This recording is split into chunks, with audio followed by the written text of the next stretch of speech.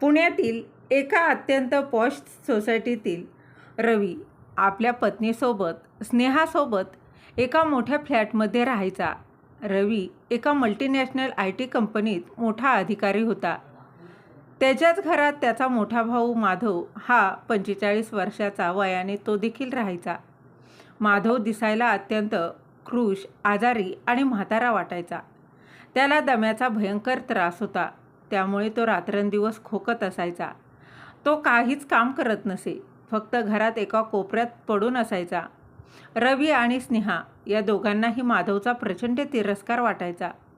तुझ्या या आजारी भावामुळे घरात कायम आजारपणाची घाण असते. त्याला खोकताना बघितलं की मला जेवणही जात नाही.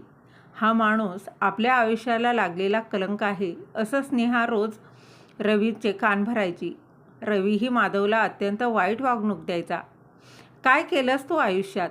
स्वतःचं लग्नही करता आलं नाही तुला, आणि आता माझ्या जीवावर घरात फुकटच्या पोळ्या मोडतोय. आणि माझी लायकी कुठे आणि तुझी लायकी कुठं? भिकारी कुठला? असे शब्द माधवच्या काळजावर रोज घाव घालत होते. पण माधव कधीच उलटूनही बोलला नाही. तो फक्त आपले पाणवलेले डोळे पुसायचा आणि खोकत खोकत मान खाली घालायचा. एके दिवशी रवीला कंपनीत खूप मोठं प्रमोशन मिळालं. त्याने सोसायटीतल्या सर्व श्रीमंत मित्रांना आणि साहेबांना घरी पार्टीसाठी बोलवलं. पार्टी रंगात आली होती. सगळे महागडे कपडे घालून दारू पित होते. तेवढ्यात माधव पाणी पिण्यासाठी खोकत खोकत हॉलमध्ये आला. त्याचे ते फाटके कपडे आणि आजारी रूप बघून रवीचे मित्र कुजबुजू लागले. रवीचा अहंकार दुखावला गेला. स्वतःचं स्टँडर्ड खराब झाल्याच्या रागात रवीचा संयम सुटला. त्याने भर पार्टीत सर्वांसमोर माधवच्या कॉलरला पकडलं आणि त्याला फरफटत ओढत घराच्या मुख्य दरवाजाजवळ आणलं. बाहेर मुसळधार पाऊस तर सुरूच होता. रवी बाळा, मला मारू नको रे. रवी बाळा, प्लीज मला मारू नको रे. मला बाहेर खूप थंडी वाजतीये. माधव हात जोडून रडत विनवण्या करत होता. चूप बस भिकारड्या. माझ्या श्रीमंत मित्रांसमोर माझी इज्जत घालवतोस? तुझी लायकी रस्त्याच्या कुत्र्यांसारखी आहे. आजपासून या घरात पाऊल ठेवायचं नाही, असं ओरडून रवीने माधवला जोरदार धक्का दिला. माधव त्या भयंकर पावसात आणि चिखलात रस्त्यावर जाऊन पडला. रवीने जोरात दरवाजा लावून बंद केला आणि त्या घटनेला आठवडा उलटून गेला. रवी अत्यंत आनंदात आपले आयुष्य जगत होता. माधवला घराबाहेर काढल्याच्या त्याला कोणताही पश्चाताप होत नव्हता. एके दिवशी सकाळीच रवीच्या दारात पोलिसांची गाडी येऊन थांबली. इन्स्पेक्टरने रवीच्या हातात एक अत्यंत मळकट आणि फाटलेली कापडी पिशवी ठेवली आणि साहेब, काल रात्री स्वारगेट बसस्टँडवर एका भिकाऱ्याच्या थंडीने आणि दम्याच्या झटक्याने मृत्यू झाला. त्याच्या खिशातून तुमचा पत्ता मिळाला. हा त्याचा उरलेला कचरा.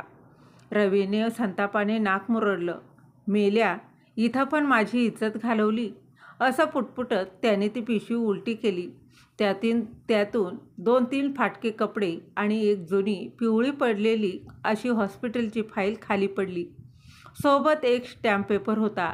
रवीने रागात ती फाईल उघडली, पण त्या फाईलमधलं पहिलंच पान त्याने वाचायला सुरुवात केली आणि फाईलमधलं पहिलंच पान वाचताच रवीच्या पायाखालची जमीन दुभंगली. त्याला श्वास घेता येईना. ती फाईल 15 वर्षापूर्वीची होती. जेव्हा रवी इंजिनिअरिंगच्या पहिल्या वर्षाला होता, तेव्हा त्याला किडनी फेल्युअर हा भयंकर आजार झाला होता. रवीचे प्राण वाचवण्यासाठी तातडीने किडनीची गरज होती आणि ऑपरेशनसाठी 5 लाख रुपये हवे होते. आई वडील तर आधीच वारले होते.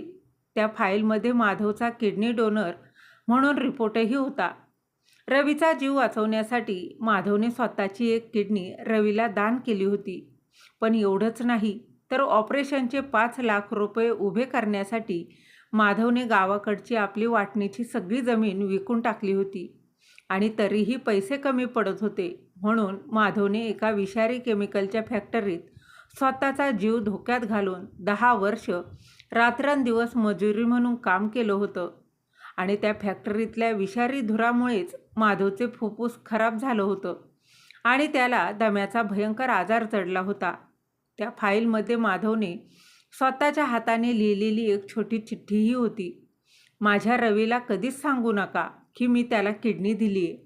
तो खूप हुशार आहे, त्याला मोठा साहेब व्हायचं आहे. जर त्याला हे समजलं तर तो आयुष्यभर माझ्या ऋणाखाली दबून राहील आणि स्वतःचं आयुष्य जगू शकणार नाही. माझा जीव गेला तरीही चालेल, पण माझा रवी सुखातच राहिला पाहिजे. हे वाचताच रवीच्या डोक्यातून जणू वीजच कोसळली आणि त्याच्या हातातून ती फाईल खाली गळून पडली.